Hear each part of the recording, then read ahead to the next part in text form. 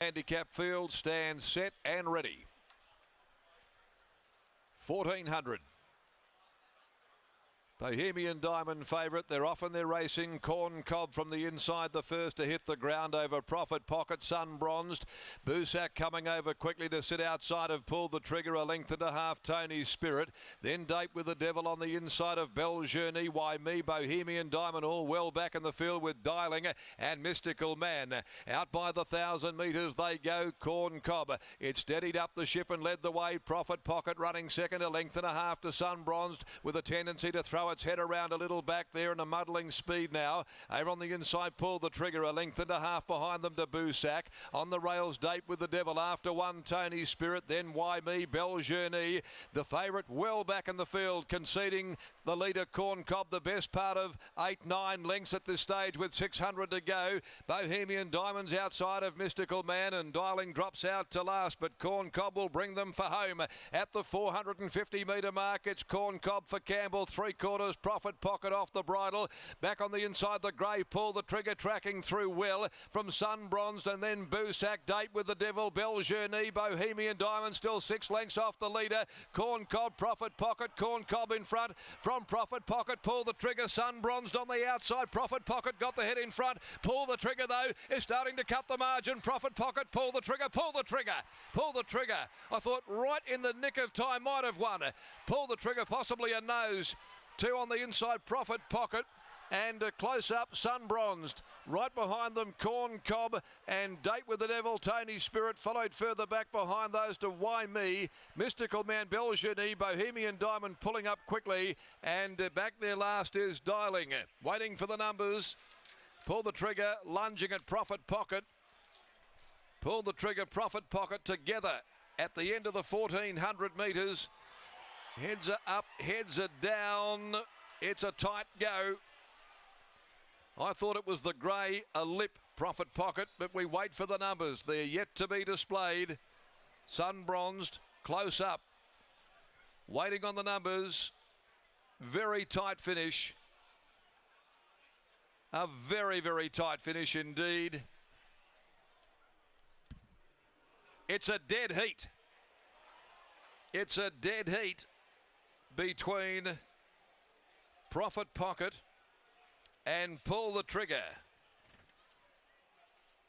Well, the PS boys have been involved in so many of these close photos, particularly last weekend, which one had everybody baffled.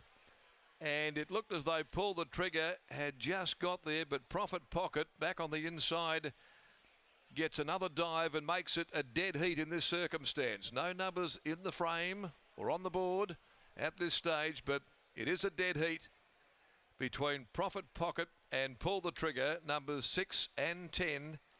Sun Bronzed is close up.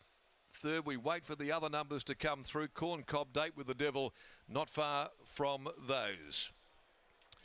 Well, they'll be wondering what on earth they have to do to get a close photo go their way. Profit Pocket, Stephen Parnham, Tony Triscari and A-Lot dancing Anamere for owner Les Andrews. Makes it 4 from 9 in a dead heat circumstance, and Pull the Trigger makes it 3 from 9. Going back to back from Geraldton, the win there first up by Patronise, and Willie Pike, who rarely gets beaten in photos. Now, number 3, Sun Bronzed, is third. Fourth is number 12, Date with the Devil over Corn Cob. 6:10 dead heat from 3:12, 1:7. Dead heat, half a length, no time at this stage after the running of the fourth. But this run of amazing close finishes at Ascot continues on.